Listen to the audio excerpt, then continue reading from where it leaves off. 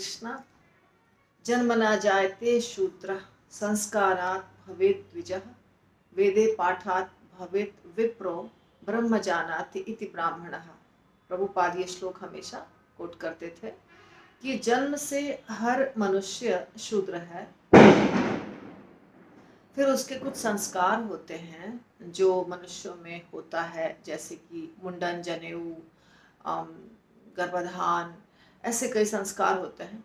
उन संस्कारों को करने के बाद उसे द्विज कहा जाता है, अर्थात दूसरा जन्म हुआ।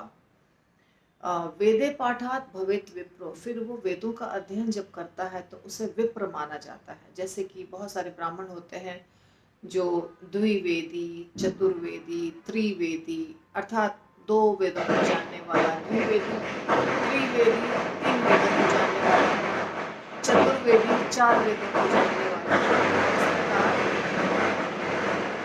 अलग अलग ब्राह्मणों में अलग अलग सरनेम होते हैं।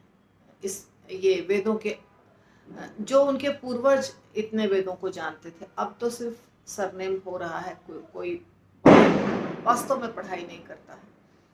तो इस प्रकार अगर करेगा वास्तव में पढ़ाई तो उसे कहा जाएगा विप्र। और ब्रह्म जानाति इति ब्राह्मण, जब ब्रह्म का ज्ञान हो जाएगा उसे, आत्मा परमात्मा का, तब उसे कहा जाएगा ब्राह्मण।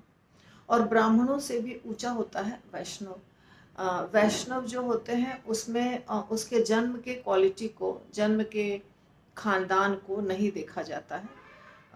वो अगर भगवान का नाम लेता है, मंत्रों का जाप करता है भगवान के नाम का, जैसे रामचंद्र जी, कृष्ण, विष्णु, लक्ष्मी नारायण, इसमें से किसी भी रूप का अगर वो जपता है उनका नाम, या पूजा पाठ करता है और नियमों का पालन करता है, तो उसे वैष्णव कहा जाता है। वैष्णव ब्राह्मणों से भी ज़्यादा श्रेष्ठ होते हैं, पर कुछ कार्य होते हैं जो ब्राह्मण ही करते हैं समाज में, और वो जन्म से जो ब्राह्मण है उन्हें ही अधिकार होता है उन कार्यों को करने का। कहीं पर यज्ञ है या कुछ ऐसे कार्यक्रम। और हमारे गुरु महाराज हमेशा दीक्षा के समय लेक्चर देते हैं, जो प्रभुपाद भी कई बार वर्णन किए हैं, कि 3 प्रकार का जन्म होता है। एक शुक्र से जन्म, जिसको शुक्र जन्म कहते हैं, जो हर प्राणी लेता है, अर्थात सिर्फ मनुष्य नहीं, जानवर भी लेते हैं शुक्र जन्म। शुक्राणु से जिसका जन्म हुआ, अर्थात सिर्फ शरीर प्राप्त हो गया, कोई ज्ञान नहीं, कुछ नहीं। दूसरा होता है शुक्र जन्म के बाद सवित्र जन्म, जब उसे हरि नाम मिलता है गुरु के द्वारा, हरि नाम, जैसे हमें हरे कृष्ण महामंत्र मिला, उसको कहते हैं सवित्र। वो भी एक जन्म है, दीक्षा हो गई। और जब उसमें योग्यता पाई जाती है, ऐसी योग्यता कि उसे जनेऊ दिया जा सके, तो उसे कहते हैं ब्राह्मण दीक्षा। जब गुरु महाराज जनेऊ देते हैं या मंत्र बोलते हैं, ब्राह्मण के लिए कुछ मंत्र होते हैं जो हमें 3 बार जपना होता है, त्रिसंध्याम, तब उसे कहा जाता है उस जन्म को यज्ञिक। तो शुक्र जन्म, सवित्र और याज्ञिक 3 प्रकार के स्टेज हैं जो परिवर्तन होता है मनुष्य में।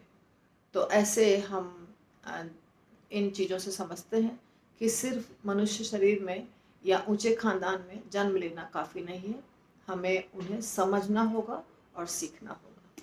तो 3 प्रकार के जन्म हुए, शुक्र, सवित्र और यज्ञिक।